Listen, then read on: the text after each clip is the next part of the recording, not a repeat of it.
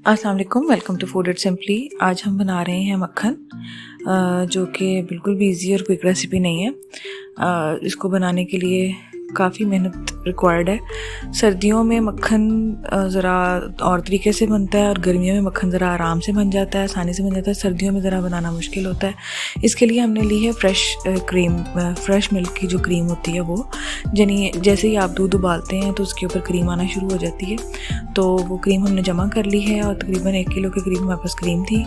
वो हमने जमा करने के बाद इसको हमने जो है वो दही इसके अंदर लगा दिया, यानी कि इसको कहते हैं जाग लगा दिया दही का।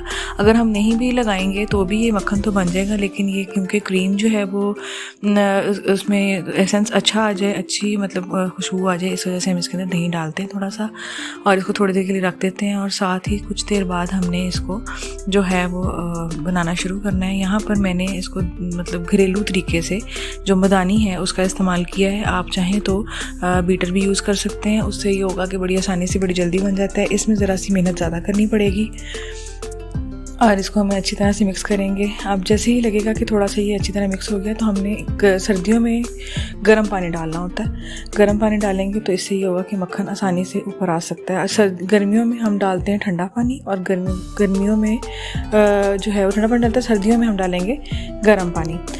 यहाँ पर आहिस्ता आहिस्ता आप देखें थोड़े से लम्प्स बनना शुरू हो गए हैं। अभी भी हमें काफ़ी मेहनत की ज़रूरत है। इसको हम अच्छे तरीके से इसको बीट करेंगे हाथ से, अच्छे से इसको मिक्स करेंगे ताकि इसके जो लम्प्स हैं वो ज़्यादा हो जाए, मक्खन आसानी से ऊपर आ जाए। पानी डालने का मकसद ये होता है कि लस्सी जो है वो आसानी से छोड़ देता है मक्खन। यहाँ पे हमारा तकरीबन मक्खन जो है वो बन गया। काफ़ी बीट करने के बाद मुझे तकरीबन 10 से 12 मिनट लगे इसको बीट करने में।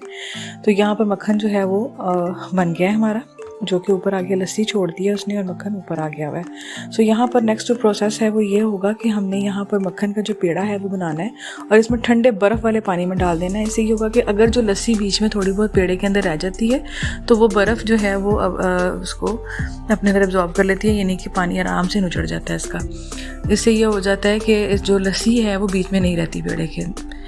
तो यहाँ पर हम हाथ से, क्योंकि स्लिपरी होता है काफ़ी, उस टाइम पे फौरी तौर पे हमारे हाथ से उतना पानी जो है वो नहीं निकल सकता जितना कि बर्फ़ वाले पानी में डाल के हम इसको कर सकते हैं। यहाँ पर हमने यहाँ सारा ठंडे ठंडे पानी में हमने मक्खन जो है जैसे जैसे हम निकालते जा रहे हैं, साथ ही हम उसको बर्फ़ वाले ठंडे पानी में डाल रहे हैं।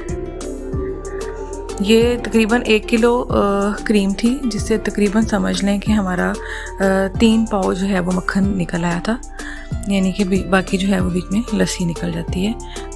यहाँ पर हमारा तकरीबन सारे का सारा मक्खन जो है वो हमने निकाल लिया और उसको बर्फ़ वाले पानी में डाल दिया। जैसे ही हम सारा निकाल लेंगे मक्खन, उसको बर्फ़ में डाल देंगे। तो अब यहाँ से हम ये जो पेड़े हैं ये देखें काफ़ी हार्ड हो चुके हैं, इनका पानी निकालना जो है, निचोड़ना जो है वो ज़्यादा आसान है और ये फौरी तौर पर एक थिक टेक्सचर आ गया इसका।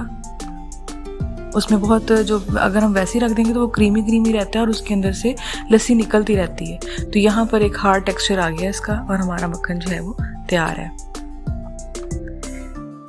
मक्खन बनाना जितना आसान लग रहा है इतना आसान नहीं होता, थोड़ा सा मुश्किल होता है और ज़्यादा मेहनत रिक्वायर्ड होती है। लेकिन अगर घर का मक्खन बनाएं, एक दफ़ा बन जाए तो ये बहुत से कामों में, बहुत सी चीज़ों में इस्तेमाल हो सकता है।